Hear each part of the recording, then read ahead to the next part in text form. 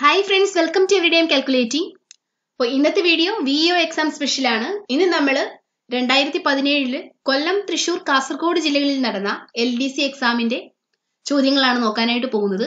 അപ്പോൾ ഇന്നത്തെ ചോദ്യങ്ങളിലേക്ക് കിടക്കും മുമ്പായിട്ട് നമ്മുടെ ഈ ചാനൽ ആദ്യമായിട്ട് കാണുന്നവർക്ക് ഒന്ന് സബ്സ്ക്രൈബ് ചെയ്തേക്കുക. കൂടാതെ നിങ്ങളുടെ ഫ്രണ്ട്സിനൊക്കെ ചാനൽ ഒന്ന് സജസ്റ്റ് ചെയ്ത് കൊടുക്കുക. ഒപ്പം നോട്ടിഫിക്കേഷൻസ് ലഭിക്കാനായിട്ട് ബെല്ലൈക്കൺ പ്രസ് ചെയ്യാനും മറക്കരുത്. അപ്പോൾ ഇന്നത്തെ ആദ്യത്തെ ചോദ്യത്തിലേക്ക് കിടക്കാം. നിതി ആയോഗിന്റെ ചെയർമാൻ. ഉത്തരം പ്രധാനമന്ത്രി. നീതി ആയോഗിന്റെ ചെയർമാൻ പ്രധാനമന്ത്രി.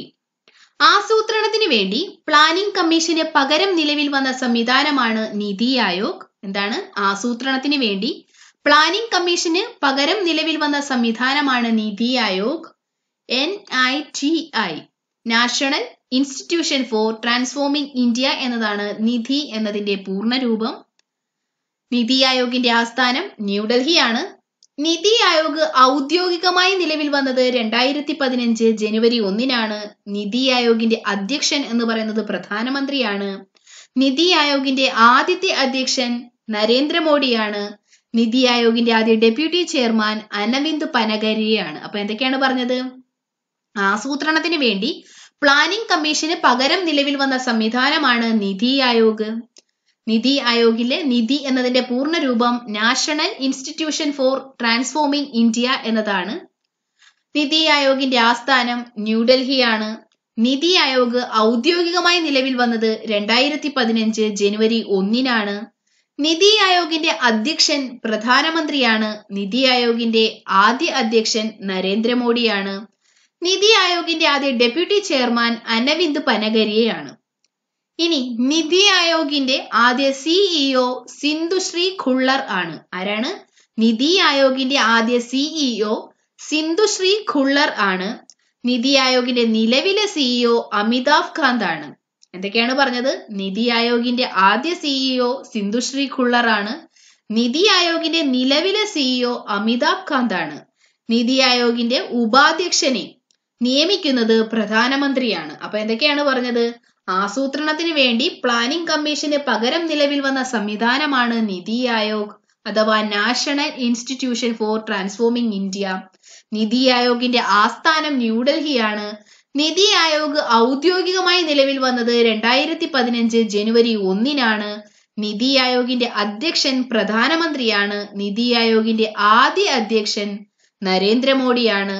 നിതി ആയോഗിന്റെ ആദ്യ ഡെപ്യൂട്ടി ചെയർമാൻ അരവിന്ദ് പനഗരിയയാണ്. അല്ലെങ്കിൽ ഉപാധ്യക്ഷൻ എന്ന് പറയുന്ന ആദ്യ ഉപാധ്യക്ഷൻ അരവിന്ദ് പനഗരിയയാണ്. നിതി ആയോഗിന്റെ ഉപാധ്യക്ഷനെ നിയമിക്കുന്നത് പ്രധാനമന്ത്രിയാണ്. ഇനി നിതി ആയോഗിന്റെ CEO, ആദ്യത്തെ CEO സിന്ധുശ്രീ ഖുള്ളർ ആണ്. നിലവിലെ CEO അമിതാഭ് കാന്ത് ആണ്. ഒരിക്കൽ കൂടി പറയാം, ആസൂത്രണത്തിന് വേണ്ടി പ്ലാനിംഗ് കമ്മീഷന് പകരം നിലവിൽ വന്ന സംവിധാനമാണ് നിതി ആയോഗ്. ആസ്ഥാനം ന്യൂഡൽഹിയാണ്. നിതി ആയോഗ് ഔദ്യോഗികമായി നിലവിൽ വന്നത് 2015 ജനുവരി 1-നാണ്. നിതി ആയോഗിന്റെ അധ്യക്ഷൻ പ്രധാനമന്ത്രിയാണ്. നിതി ആയോഗിന്റെ ആദ്യ അധ്യക്ഷൻ നരേന്ദ്രമോദിയാണ്. നിതി ആയോഗിന്റെ ആദ്യ ഡെപ്യൂട്ടി ചെയർമാൻ അരവിന്ദ് പനഗരിയയാണ്. ഡെപ്യൂട്ടി ചെയർമാനെ നിയമിക്കുന്നത് പ്രധാനമന്ത്രിയാണ്. നിതി ആയോഗിന്റെ ആദ്യ CEO സിന്ധുശ്രീ ഖുള്ളർ ആണ്. നിതി ആയോഗിന്റെ നിലവിലെ CEO അമിതാഭ് കാന്ത് ആണ്. ഇന്ത്യ ഗവൺമെന്റിന് ഏറ്റവും കൂടുതൽ വരുമാനം ലഭിക്കുന്ന നികുതി. ഉത്തരം എക്സൈസ് നികുതി. ഇന്ത്യ ഗവൺമെന്റിന് ഏറ്റവും കൂടുതൽ വരുമാനം ലഭിക്കുന്ന നികുതി എക്സൈസ് നികുതി എന്നതാണ് PSCയുടെ ഉത്തരം. എന്നാൽ പുതിയ കണക്കനുസരിച്ച് കോർപ്പറേറ്റ് നികുതിയാണ് എന്താണ് ഇന്ത്യ ഗവൺമെന്റിന് ഏറ്റവും കൂടുതൽ വരുമാനം ലഭിക്കുന്ന നികുതി എന്ന് പറയുന്നത്. പുതിയ കണക്കനുസരിച്ച് കോർപ്പറേറ്റ് നികുതിയാണ്. 2-ാം സ്ഥാനത്താണ് എക്സൈസ് നികുതി. എന്താണ്? ഇന്ത്യ ഗവൺമെന്റിന് ഏറ്റവും കൂടുതൽ വരുമാനം ലഭിക്കുന്ന നികുതി എന്ന് പറയുന്നത് കോർപ്പറേറ്റ് നികുതിയാണ്. പുതിയ കണക്കനുസരിച്ച് 2-ാം സ്ഥാനത്താണ് എക്സൈസ് നികുതി വരുന്നത്. ഏറ്റവും കൂടുതൽ നികുതി നിരക്കുള്ള രാജ്യം ഏതാണെന്ന് ചോദിച്ചാൽ ഉത്തരം ബെൽജിയമാണ്. എന്താണ്? ഏറ്റവും കൂടുതൽ നികുതി നിരക്കുള്ള രാജ്യം ബെൽജിയമാണ്. ഏഷ്യയിൽ ഏറ്റവും കൂടുതൽ നികുതി നിരക്കുള്ള രാജ്യം ജപ്പാനാണ്. എന്താണ്? ഏറ്റവും കൂടുതൽ നികുതി നിരക്കുള്ള രാജ്യം ബെൽജിയമാണ്. ഏഷ്യയിൽ ഏറ്റവും കൂടുതൽ നികുതി നിരക്കുള്ള രാജ്യം ജപ്പാനാണ്. നികുതികൾ ആദ്യമായി ഏർപ്പെടുത്തിയ രാജ്യം ഏതാണെന്ന് ചോദിച്ചാൽ ഉത്തരം ഈജിപ്റ്റ് ആണ്. എന്താണ്? നികുതികൾ ആദ്യമായി ഏർപ്പെടുത്തിയ രാജ്യം ഏതാണ്? ഈജിപ്റ്റ് ആണ്. അപ്പൊ ഒരിക്കൽ കൂടി പറയാം, ഇന്ത്യ ഗവൺമെന്റിന് ഏറ്റവും കൂടുതൽ വരുമാനം ലഭിക്കുന്ന നികുതി PSCയുടെ ഉത്തരപ്രകാരം എക്സൈസ് നികുതി എന്നാണെങ്കിലും പുതിയ കണക്കനുസരിച്ച് കോർപ്പറേറ്റ് നികുതിയാണ്. 2ാം സ്ഥാനത്താണ് എക്സൈസ് നികുതി വരുന്നത്. ഏറ്റവും കൂടുതൽ നികുതി നിരക്കുള്ള രാജ്യം ബെൽജിയമാണ്. ഏഷ്യയിൽ ഏറ്റവും കൂടുതൽ നികുതി നിരക്കുള്ള രാജ്യം ജപ്പാനാണ്. നികുതികൾ ആദ്യമായി ഏർപ്പെടുത്തിയ രാജ്യം ഈജിപ്റ്റ് ആണ്. ബാങ്കുകൾ ദേശസാൽക്കരിച്ച ഇന്ത്യൻ പ്രധാനമന്ത്രി. ഉത്തരം ഇന്ദിരാഗാന്ധി. ബാങ്കുകൾ ദേശസാൽക്കരിച്ച ഇന്ത്യൻ പ്രധാനമന്ത്രി ഇന്ദിരാഗാന്ധിയാണ്. ഇന്ദിരാഗാന്ധിയുടെ ജന്മദിനത്തിൽ ഉദ്ഘാടനം ചെയ്യപ്പെട്ട ബാങ്ക് ഏതാണെന്ന് ചോദിച്ചാൽ എന്താണ് ഉത്തരം? ഭാരതീയ മഹിളാ ബാങ്ക് ആണ്. എന്താണ്? ബാങ്കുകൾ ദേശസാൽക്കരിച്ച ഇന്ത്യൻ പ്രധാനമന്ത്രിയാണ് ഇന്ദിരാഗാന്ധി. ഇന്ദിരാഗാന്ധിയുടെ ജന്മദിനത്തിൽ ഉദ്ഘാടനം ചെയ്യപ്പെട്ട ബാങ്കാണ് ഭാരതീയ മഹിളാ ബാങ്ക്. ഉദ്ഘാടനം നിർവഹിച്ചത് അന്നത്തെ പ്രധാനമന്ത്രിയായിരുന്ന മൻമോഹൻ സിംഗ് ആണ്. എന്താണ്? ഇന്ദിരാഗാന്ധിയുടെ ജന്മദിനത്തിൽ ഉദ്ഘാടനം ചെയ്യപ്പെട്ട ബാങ്കാണ് ഭാരതീയ മഹിളാ ബാങ്ക്. ഉദ്ഘാടനം ചെയ്തത് അന്നത്തെ പ്രധാനമന്ത്രി മൻമോഹൻ സിംഗ് ആണ്. പൂർണ്ണമായും വനിതകൾ നിയന്ത്രിക്കുന്ന ഇന്ത്യയിലെ ആദ്യത്തെ ബാങ്കാണ് ഭാരതീയ മഹിളാ ബാങ്ക്. എന്താണ്? പൂർണ്ണമായും വനിതകൾ നിയന്ത്രിക്കുന്ന ഇന്ത്യയിലെ ആദ്യത്തെ ബാങ്കാണ് ഭാരതീയ മഹിളാ ബാങ്ക്. നിലവിൽ വന്നത് 2013 നവംബർ 19 എന്നാണ്. 2013 നവംബർ 19 ഭാരതീയ മഹിളാ ബാങ്ക് നിലവിൽ വന്നത്. കേരളത്തിലെ മഹിളാ ബാങ്കിന്റെ ആദ്യ ശാഖ തിരുവനന്തപുരം ജില്ലയിലെ മണക്കാടാണ് നിലവിൽ വന്നത്. എന്താണ്? കേരളത്തിൽ മഹിളാ ബാങ്കിന്റെ ആദ്യ ശാഖ തിരുവനന്തപുരം ജില്ലയിലെ മണക്കാടാണ് നിലവിൽ വന്നത്. മഹിളാ ബാങ്ക് ആരംഭിക്കുന്ന എത്രാമത്തെ രാജ്യമാണ് ഇന്ത്യ എന്ന് ചോദിച്ചാൽ ഉത്തരം എന്താണ്? 3ാമത്തെ രാജ്യമാണ് ഇന്ത്യ. മഹിളാ ബാങ്ക് ആരംഭിക്കുന്ന മൂന്നാമത്തെ രാജ്യമാണ് ഇന്ത്യ. അതായത് പൂർണ്ണമായും വനിതകൾ നിയന്ത്രിക്കുന്ന ബാങ്കുകളാണ് മഹിളാ ബാങ്കുകൾ. മഹിളാ ബാങ്ക് ആരംഭിക്കുന്ന 3ാമത്തെ രാജ്യമാണ് ഇന്ത്യ. ആദ്യത്തേത് പാകിസ്ഥാനും 2ാമത്തെ രാജ്യം ടാൻസാനിയയുമാണ്. 2017 April 1 Bharatiya Mahila Bank State Bank of ഇന്ത്യയുമായിട്ട് മെർജ് ചെയ്യുകയാണ് ഉണ്ടായത്. അപ്പൊ ഒരിക്കൽ കൂടി പറയാം, ബാങ്കുകൾ ദേശസാൽക്കരിച്ച ഇന്ത്യൻ പ്രധാനമന്ത്രി ആരാണെന്ന് ചോദിച്ചാൽ ഉത്തരം ഇന്ദിരാഗാന്ധിയാണ്. ഇന്ദിരാഗാന്ധിയുടെ ജന്മദിനത്തിൽ ഉദ്ഘാടനം ചെയ്യപ്പെട്ട ബാങ്ക് ഏതാണെന്ന് ചോദിച്ചാൽ ഭാരതീയ മഹിളാ ബാങ്ക് ആണ്. ഉദ്ഘാടനം നിർവഹിച്ചത് മൻമോഹൻ സിംഗ് ആണ്. പൂർണ്ണമായും വനിതകൾ നിയന്ത്രിക്കുന്ന ഇന്ത്യയിലെ ആദ്യത്തെ ബാങ്കാണ് ഭാരതീയ മഹിളാ ബാങ്ക്. ഭാരതീയ മഹിളാ ബാങ്ക് നിലവിൽ വന്നത് 2013 നവംബർ 19 കേരളത്തിൽ മഹിളാ ബാങ്കിന്റെ ആദ്യ ശാഖ വന്നത് തിരുവനന്തപുരം ജില്ലയിലെ മണക്കാടാണ്.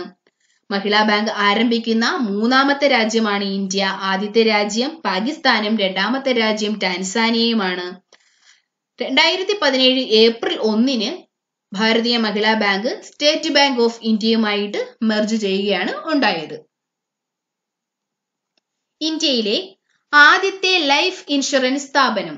ഉത്തരം ഓറിയന്റൽ ലൈഫ് ഇൻഷുറൻസ്. ഇന്ത്യയിലെ ആദ്യത്തെ ലൈഫ് ഇൻഷുറൻസ് സ്ഥാപനമാണ് ഓറിയന്റൽ ലൈഫ് ഇൻഷുറൻസ്.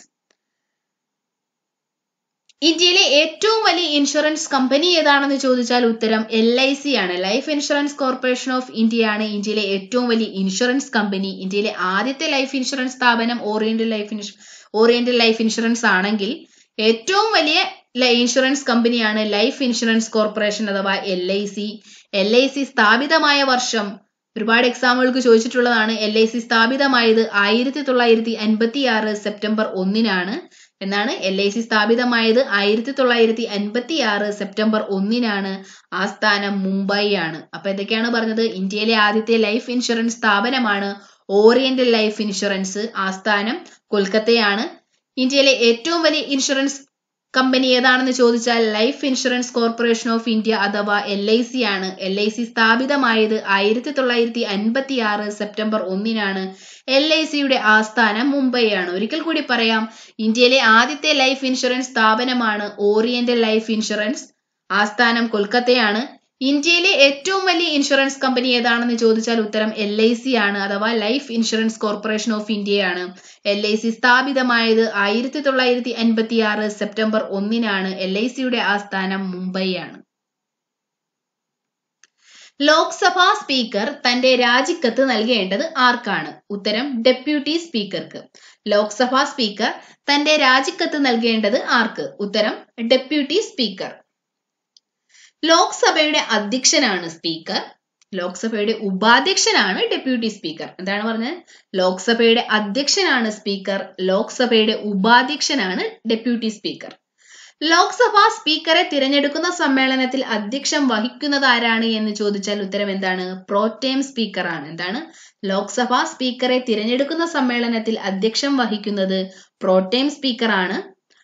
ലോക്സഭയുടെ ഉപാധ്യക്ഷൻ, ലോക്സഭയുടെ അധ്യക്ഷൻ സ്പീക്കർ, ലോക്സഭയുടെ ഉപാധ്യക്ഷൻ ഡെപ്യൂട്ടി സ്പീക്കർ ആണ്. സ്പീക്കറുടെ അഭാവത്തില് സഭാ നടപടികൾ നിയന്ത്രിക്കുന്നത് ഡെപ്യൂട്ടി സ്പീക്കർ ആണ്. എന്താണ്? സ്പീക്കറുടെ അഭാവത്തില് സഭാ നടപടികൾ നിയന്ത്രിക്കുന്നത് ഡെപ്യൂട്ടി സ്പീക്കർ ആണ്. പാർലമെന്റ് സംയുക്ത സമ്മേളനം വിളിച്ചു കൂട്ടുന്നത് രാഷ്ട്രപതിയാണ്. എന്നാൽ പാർലമെന്റ് സംയുക്ത സമ്മേളനത്തിന് അധ്യക്ഷം വഹിക്കുന്നത് ആരാണെന്ന് ചോദിച്ചാൽ ലോക്സഭാ സ്പീക്കർ ആണ്. എന്താണ്? പാർലമെന്റ് സംയുക്ത സമ്മേളനം വിളിച്ചു കൂട്ടുന്നത് രാഷ്ട്രപതിയാണ്. പാർലമെന്റ് സംയുക്ത സമ്മേളനത്തിന് അധ്യക്ഷം വഹിക്കുന്നത് ലോക്സഭാ സ്പീക്കർ ആണ്. ഇനി സ്പീക്കറുടെ അഭാവത്തിൽ സംയുക്ത സമ്മേളനത്തിന് അധ്യക്ഷം വഹിക്കുന്നത് ആരാണ് എന്ന് ചോദിച്ചാൽ ഉത്തരം ഡെപ്യൂട്ടി സ്പീക്കർ ആണ്. എന്താണ്? സ്പീക്കറുടെ അഭാവത്തിൽ സംയുക്ത സമ്മേളനത്തിന് അധ്യക്ഷത വഹിക്കുന്നത് ഡെപ്യൂട്ടി സ്പീക്കർ ആണ്. സ്പീക്കറുടെയും ഡെപ്യൂട്ടി സ്പീക്കറുടെയും അഭാവത്തിൽ സംയുക്ത സമ്മേളനത്തിന് അധ്യക്ഷം വഹിക്കുന്നത് ആരാണ് എന്ന് ചോദിച്ചാൽ ഉത്തരം രാജ്യസഭ ഡെപ്യൂട്ടി ചെയർമാൻ ആണ്. എന്താണ്? സ്പീക്കറുടെയും ഡെപ്യൂട്ടി സ്പീക്കറുടെയും അഭാവത്തിൽ സംയുക്ത സമ്മേളനത്തിന് അധ്യക്ഷത വഹിക്കുന്നത് ആരാണ് എന്ന് ചോദിച്ചാൽ ഉത്തരം എന്താണ്? രാജ്യസഭ ഡെപ്യൂട്ടി ചെയർമാൻ ആണ്. അപ്പൊ ഒരിക്കൽ കൂടി പറയാം, ലോക്സഭാ സ്പീക്കർ തന്റെ രാജിക്കത്ത് നൽകുന്നത് deputy സ്പീക്കർക്കാണ്. ലോക്സഭയുടെ അധ്യക്ഷനാണ് speaker, ലോക്സഭയുടെ ഉപാധ്യക്ഷനാണ് deputy speaker. Lok Sabha സ്പീക്കറെ തിരഞ്ഞെടുക്കുന്ന സമ്മേളനത്തിൽ അധ്യക്ഷം വഹിക്കുന്നത് പ്രോടേം സ്പീക്കർ ആണ്. സ്പീക്കറുടെ അഭാവത്തിൽ സഭാ നടപടികൾ നിയന്ത്രിക്കുന്നത് ഡെപ്യൂട്ടി സ്പീക്കർ ആണ്. പാർലമെന്റ് സംയുക്ത സമ്മേളനം വിളിച്ചു കൂട്ടുന്നത് രാഷ്ട്രപതിയാണ്. പാർലമെന്റിന്റെ സംയുക്ത സമ്മേളനത്തിൽ അധ്യക്ഷത വഹിക്കുന്നത് ലോക്സഭാ സ്പീക്കർ ആണ്. സ്പീക്കറുടെ അഭാവത്തിൽ അധ്യക്ഷത വഹിക്കുന്നത് ഡെപ്യൂട്ടി സ്പീക്കർ ആണ്. സ്പീക്കറും ഡെപ്യൂട്ടി സ്പീക്കറും ഇല്ലാന്നുണ്ടെങ്കിൽ അവരുടെ രണ്ടിന്റെയും അഭാവത്തിൽ സംയുക്ത സമ്മേളനത്തിന് അധ്യക്ഷത വഹിക്കുന്നത് രാജ്യസഭ ഡെപ്യൂട്ടി ചെയർമാൻ ആണ്. ഒരിക്കൽ കൂടി പറയാം, ലോക്സഭാ സ്പീക്കർ തന്റെ രാജിക്കത്ത് നൽകുന്നത് ഡെപ്യൂട്ടി സ്പീക്കർക്കാണ്. ലോക്സഭയുടെ അധ്യക്ഷൻ എന്ന് പറയുന്നത് സ്പീക്കർ ആണ്. ലോക്സഭാ സ്പീക്കറെ തിരഞ്ഞെടുക്കുന്ന സമ്മേളനത്തിൽ അധ്യക്ഷത വഹിക്കുന്നത് പ്രോടേം സ്പീക്കർ ആണ്. ലോക്സഭയുടെ ഉപാധ്യക്ഷനാണ് ഡെപ്യൂട്ടി സ്പീക്കർ. സ്പീക്കറുടെ അഭാവത്തിൽ സഭാ നടപടികൾ നിർവഹിക്കുന്നത് അല്ലെങ്കിൽ നിയന്ത്രിക്കുന്നത് ഡെപ്യൂട്ടി സ്പീക്കർ ആണ്. പാർലമെന്റിന്റെ സംയുക്ത സമ്മേളനം വിളിച്ചു കൂട്ടുന്നത് രാഷ്ട്രപതിയും പാർലമെന്റിന്റെ സംയുക്ത സമ്മേളനത്തില് അധ്യക്ഷത വഹിക്കുന്നത് ലോക്സഭാ സ്പീക്കറുമാണ്. ഇനി ലോക്സഭാ സ്പീക്കറിന്റെ അഭാവത്തില് പാർലമെന്റിന്റെ സംയുക്ത സമ്മേളനത്തിൽ അധ്യക്ഷത വഹിക്കുന്നത് ഡെപ്യൂട്ടി സ്പീക്കർ ആണ്. സ്പീക്കറുടെയും ഡെപ്യൂട്ടി സ്പീക്കറുടെയും അഭാവത്തില് പാർലമെന്റിന്റെ സംയുക്ത സമ്മേളനത്തിൽ അധ്യക്ഷത വഹിക്കുന്നത് രാജ്യസഭ ഡെപ്യൂട്ടി ചെയർമാൻ ആണ്. വിവരാവകാശ നിയമം നിലവിൽ വന്ന വർഷം 2005. വിവരാവകാശ നിയമം നിലവിൽ വന്ന വർഷം 2005 ആണ്. വിവരാവകാശ നിയമത്തെ കുറിച്ച് നമ്മൾ നേരത്തെ കുറെ ക്വസ്റ്റ്യൻസിലൊക്കെ പറഞ്ഞിട്ടുണ്ട്. അതുകൊണ്ട് ഇന്ന് വേറെ കുറച്ച് ഇൻഫർമേഷൻസ് ആണ് പറയാനായിട്ട് പോകുന്നത്. വിവരാവകാശ നിയമപ്രകാരം വിവരം ലഭിക്കുന്നതിന് ആർക്കാണ് അപേക്ഷ നൽകേണ്ടത്? പബ്ലിക് ഇൻഫർമേഷൻ ഓഫീസർക്കോ അസിസ്റ്റന്റ് പബ്ലിക് ഇൻഫർമേഷൻ ഓഫീസർക്കോ ആണ് വിവരാവകാശ നിയമപ്രകാരം വിവരം ലഭിക്കുന്നതിന് അപേക്ഷ നൽകേണ്ടത്. എന്താണ്? വിവരാവകാശ നിയമപ്രകാരം വിവരം ലഭിക്കുന്നതിന് ആർക്കാണ് അപേക്ഷ നൽകേണ്ടത്? ഒന്നുകിൽ പബ്ലിക് ഇൻഫർമേഷൻ ഓഫീസർ അല്ലെങ്കിൽ അസിസ്റ്റന്റ് പബ്ലിക് ഇൻഫർമേഷൻ ഓഫീസർക്കാണ് വിവരാവകാശ നിയമപ്രകാരം വിവരം ലഭിക്കുന്നതിന് അപേക്ഷ നൽകേണ്ടത്. നിശ്ചിത സമയത്തിനുള്ളിൽ ശരിയായ വിവരം നൽകുന്നതിന് വീഴ്ച വരുത്തിയാൽ പബ്ലിക് ഇൻഫർമേഷൻ ഓഫീസർ അടയ്ക്കേണ്ട പിഴ എന്ന് പറയുന്നത് ദിവസം 250 രൂപ വെച്ച് പിഴ അടയ്ക്കണം. എന്താണ്? നിശ്ചിത സമയത്തിനുള്ളിൽ ശരിയായ വിവരം നൽകുന്നതിന് വീഴ്ച വരുത്തിയാൽ പബ്ലിക് ഇൻഫർമേഷൻ ഓഫീസർ അടയ്ക്കേണ്ട പിഴ എന്ന് പറയുന്നത് ദിവസം 250 രൂപ വെച്ചാണ്. അങ്ങനെ പരമാവധി 25,000 രൂപ വരെ പിഴ അടയ്ക്കേണ്ടതായിട്ട് വരും. ഇനി വിവരാവകാശ നിയമപ്രകാരം വിവരം ലഭിക്കുന്നതിന് നൽകേണ്ട അപേക്ഷാ ഫീസ് 10 രൂപയാണ്. എന്താണ്? വിവരാവകാശ നിയമപ്രകാരം വിവരം ലഭിക്കുന്നതിന് നൽകേണ്ട അപേക്ഷാ ഫീസ് എത്രയാണെന്നാണ് ചോദ്യമെങ്കിൽ ഉത്തരം 10 രൂപയാണ്. എന്നാൽ ദാരിദ്ര്യരേഖയ്ക്ക് താഴെയുള്ളവർക്ക് ഈ 10 രൂപ എന്നത് ബാധകമല്ല. എന്താണ്? വിവരാവകാശ നിയമപ്രകാരം വിവരം ലഭിക്കുന്നതിന് നൽകേണ്ട അപേക്ഷാ ഫീസ് 10 രൂപയാണ്. ദാരിദ്ര്യരേഖയ്ക്ക് താഴെയുള്ളവർക്ക് വിവരാവകാശ ഫീസ് നൽകേണ്ടതായിട്ടില്ല. വിവരാവകാശ നിയമപ്രകാരം അപേക്ഷ ലഭിച്ചാൽ എത്ര ദിവസത്തിനുള്ളിൽ മറുപടി നൽകണം? 30 ദിവസത്തിനുള്ളിൽ എന്താണ് അവര് നമുക്ക് മറുപടി നൽകണം. വിവരാവകാശ നിയമപ്രകാരം അപേക്ഷ ലഭിച്ചിട്ടുണ്ടെങ്കിൽ 30 ദിവസത്തിനുള്ളിൽ മറുപടി നൽകണം. വിവരാവകാശ നിയമപ്രകാരം ആവശ്യപ്പെടുന്ന വിവരം വ്യക്തിയുടെ ജീവനെയും സ്വാതന്ത്ര്യത്തെയും സംബന്ധിച്ചതാണെങ്കിൽ ഉള്ള സമയപരിധി എന്ന് പറയുന്നത് 48 മണിക്കൂറാണ്. എന്താണ്? വിവരാവകാശ നിയമപ്രകാരം ആവശ്യപ്പെടുന്ന വിവരം വ്യക്തിയുടെ ജീവനെയും സ്വാതന്ത്ര്യത്തെയും സംബന്ധിച്ചതാണെങ്കിൽ 48 മണിക്കൂറിനുള്ളിൽ എന്ത് നൽകണം? മറുപടി നൽകണം. അസിസ്റ്റന്റ് പബ്ലിക് ഇൻഫർമേഷൻ ഓഫീസർക്ക് അപേക്ഷ ലഭിച്ചു കഴിഞ്ഞാൽ എത്ര ദിവസത്തിനുള്ളിൽ മറുപടി നൽകണമെന്നാണ് ചോദ്യമെങ്കിൽ ഉത്തരം എന്താണ്? 35 ദിവസത്തിനുള്ളിൽ മറുപടി നൽകണം. അപ്പൊ ഒരിക്കൽ കൂടി പറയാം, വിവരാവകാശ നിയമം നിലവിൽ വന്നത് 2005-ലാണ്. വിവരാവകാശ നിയമത്തെക്കുറിച്ചുള്ള കൂടുതൽ ചോദ്യങ്ങളൊക്കെ അറിയാനായിട്ട് മുൻപുള്ള വീഡിയോകൾ കാണുക. വിവരാവകാശ നിയമപ്രകാരം വിവരം ലഭിക്കുന്നതിന് ആർക്കാണ് അപേക്ഷ നൽകേണ്ടത് എന്ന് ചോദിച്ചാൽ ഉത്തരം പബ്ലിക് ഇൻഫർമേഷൻ ഓഫീസർ ആണ്, അല്ലെങ്കിൽ അസിസ്റ്റന്റ് പബ്ലിക് ഇൻഫർമേഷൻ ഓഫീസർ ആണ്. അതുപോലെ തന്നെ തൊട്ടു മുമ്പത്തെ ചോദ്യത്തിൽ ലോക്സഭയെ കുറിച്ചുള്ള ഒരു സെപ്പറേറ്റ് വീഡിയോ ചെയ്തിട്ടുണ്ട്, അത് കണ്ടു നോക്കുക. വിവരാവകാശ നിയമപ്രകാരം വിവരം ലഭിക്കുന്നതിന് ആർക്കാണ് അപേക്ഷ നൽകേണ്ടത്? പബ്ലിക് ഇൻഫർമേഷൻ ഓഫീസർ അല്ലെങ്കിൽ അസിസ്റ്റന്റ് പബ്ലിക് ഇൻഫർമേഷൻ ഓഫീസർക്കാണ് വിവരാവകാശ നിയമപ്രകാരം വിവരം ലഭിക്കുന്നതിന് അപേക്ഷ നൽകേണ്ടത്.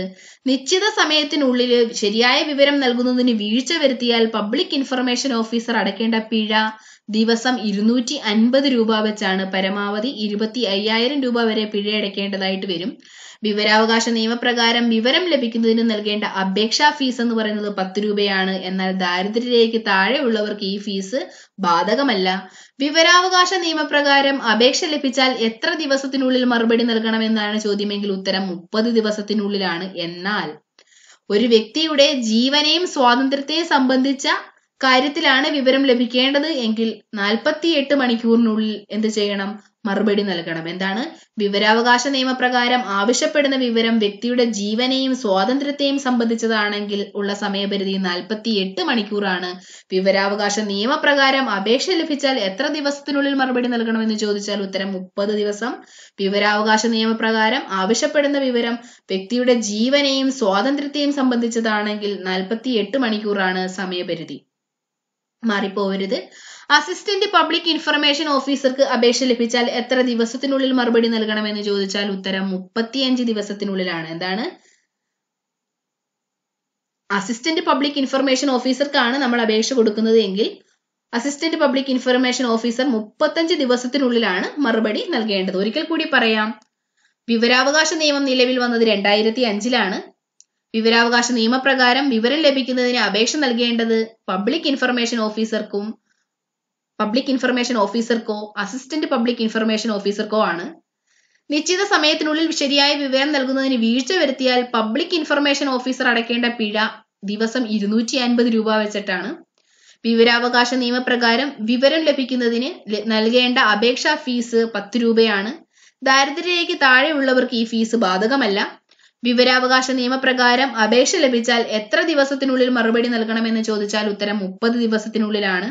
അസിസ്റ്റന്റ് പബ്ലിക് ഇൻഫർമേഷൻ ഓഫീസർക്ക്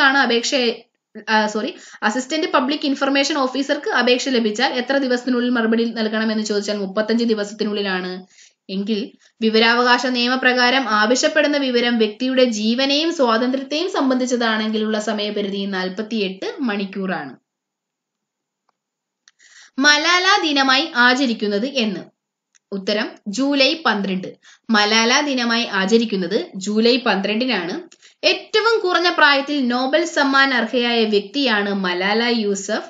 എന്താണ്? മലാല ദിനമായി ആചരിക്കുന്നത് ജൂലൈ 12-നാണ്. ഏറ്റവും കുറഞ്ഞ പ്രായത്തിൽ നോബൽ സമ്മാൻ അർഹയായ വ്യക്തിയാണ് മലാല. മലാലയ്ക്ക് സമാധാനത്തിനുള്ള നോബൽ സമ്മാനമാണ് 2014 ലഭിച്ചത്. മലാലയ്ക്കൊപ്പം 2014 നോബൽ സമ്മാനം ലഭിച്ച ഇന്ത്യക്കാരൻ ആരാണെന്ന് ചോദിച്ചാൽ ഉത്തരം കൈലാഷ് സത്യാർത്ഥിയാണ്. എന്താണ് പറഞ്ഞത്? മലാല ദിനമായി ആചരിക്കുന്നത് ജൂലൈ 12-നാണ്. ഏറ്റവും കുറഞ്ഞ പ്രായത്തിൽ നോബൽ സമ്മാന അർഹയായ വ്യക്തിയാണ് മലാല യൂസഫ് സായ്. മലാലയ്ക്ക് സമാധാനത്തിനാണ് നോബൽ സമ്മാനം ലഭിച്ചത്. 2014-ലാണ് മലാലയ്ക്ക് സമാധാനത്തിനുള്ള നോബൽ സമ്മാനം ലഭിച്ചത്? മലാലയ്ക്കൊപ്പം 2014 നോബൽ സമ്മാനം ലഭിച്ച ഇന്ത്യക്കാരൻ കൈലാഷ് സത്യാർത്ഥിയാണ്. ഒരിക്കൽ കൂടി പറയാം, മലാല ദിനമായി ആചരിക്കുന്നത് ജൂലൈ 12-നാണ്. ഏറ്റവും കുറഞ്ഞ പ്രായത്തിൽ നോബൽ സമ്മാൻ അർഹയായ വ്യക്തിയാണ് മലാല. മലാലയ്ക്ക് സമാധാനത്തിനാണ് നോബൽ സമ്മാനം ലഭിച്ചത്. 2014-ലാണ് മലാലയ്ക്ക് സമാധാനത്തിനുള്ള നോബൽ സമ്മാനം ലഭിച്ചത്. മലാലയ്ക്കൊപ്പം 2014 നോബൽ സമ്മാനം ലഭിച്ച ഇന്ത്യക്കാരനാണ് കൈലാഷ് സത്യാർത്ഥി. ദേശീയ വനിതാ കമ്മീഷന്റെ പ്രസിദ്ധീകരണം. ഉത്തരം രാഷ്ട്രമഹിള. ദേശീയ വനിതാ കമ്മീഷന്റെ പ്രസിദ്ധീകരണം രാഷ്ട്രമഹിളയാണ്. എന്നാൽ സംസ്ഥാന വനിതാ കമ്മീഷന്റെ പ്രസിദ്ധീകരണമാണ് സ്ത്രീശക്തി. ദേശീയ വനിതാ കമ്മീഷനെയും സംസ്ഥാന വനിതാ കമ്മീഷനെയും കുറിച്ച് നമ്മൾ മുൻപുള്ള ചോദ്യങ്ങളിലൊക്കെ ഒരുപാട് തവണ ഡിസ്കസ് ചെയ്തിട്ടുണ്ട്. അതുകൊണ്ടാണ് ഇന്ന് കൂടുതലായിട്ട് പറയാത്തത്. ദേശീയ വനിതാ കമ്മീഷന്റെ പ്രസിദ്ധീകരണമാണ് രാഷ്ട്രമഹിളയെങ്കിൽ സംസ്ഥാന വനിതാ കമ്മീഷന്റെ പ്രസിദ്ധീകരണമാണ് സ്ത്രീശക്തി. എന്താണ്? ദേശീയ വനിതാ കമ്മീഷന്റെ പ്രസിദ്ധീകരണമാണ് രാഷ്ട്രമഹിള, സംസ്ഥാന വനിതാ കമ്മീഷന്റെ പ്രസിദ്ധീകരണമാണ് സ്ത്രീശക്തി. സമാധാനത്തിനുള്ള നോബൽ സമ്മാനവും മികച്ച മനുഷ്യാവകാശ പ്രവർത്തനത്തിന് 1978 UN അവാർഡും നേടിയ അന്തർദേശീയ സംഘടന ആംനസ്റ്റി ഇന്റർനാഷണൽ. സമാധാനത്തിനുള്ള നോബൽ സമ്മാനവും മികച്ച മനുഷ്യാവകാശ പ്രവർത്തനത്തിന് 1978 UN അവാർഡും നേടിയ അന്തർദേശീയ സംഘടന ആംനസ്റ്റി ഇന്റർനാഷണൽ. അഖില ലോക മനുഷ്യാവകാശ വിളംബരത്തിലും മറ്റ് അന്താരാഷ്ട്ര രേഖകളിലും പറയുന്ന എല്ലാവിധ മനുഷ്യാവകാശങ്ങൾക്കും വേണ്ടി പൊരുതുന്ന ഒരു അന്താരാഷ്ട്ര സർക്കാരേതര സംഘടനയാണ് ആംനസ്റ്റി ഇന്റർനാഷണൽ. ആംനസ്റ്റി ഇന്റർനാഷണൽ രൂപീകരിച്ച വർഷം എന്നാണെന്ന് ചോദിച്ചാൽ 1961-നാണ് ആംനസ്റ്റി ഇന്റർനാഷണൽ രൂപീകരിച്ചത്. എന്താണ് ആംനസ്റ്റി ഇന്റർനാഷണൽ? അഖില ലോക മനുഷ്യാവകാശ വിളംബരത്തിലും മറ്റ് അന്താരാഷ്ട്ര രേഖകളിലും പറയുന്ന എല്ലാവിധ മനുഷ്യാവകാശങ്ങൾക്കും വേണ്ടി പൊരുതുന്ന ഒരു അന്താരാഷ്ട്ര സർക്കാരേതര സംഘടനയാണ് ആംനസ്റ്റി ഇന്റർനാഷണൽ. ആംനസ്റ്റി ഇന്റർനാഷണൽ രൂപീകരിച്ചത് 1961-ലാണ്. സമാധാനത്തിനുള്ള നോബൽ സമ്മാനവും മികച്ച മനുഷ്യാവകാശ പ്രവർത്തനത്തിന് 1978 UN അവാർഡും നേടിയ അന്തർദേശീയ സംഘടനയാണ് ആംനസ്റ്റി ഇന്റർനാഷണൽ. ആംനസ്റ്റി ഇന്റർനാഷണൽ രൂപീകരിച്ച വർഷം 1961-ആണ്.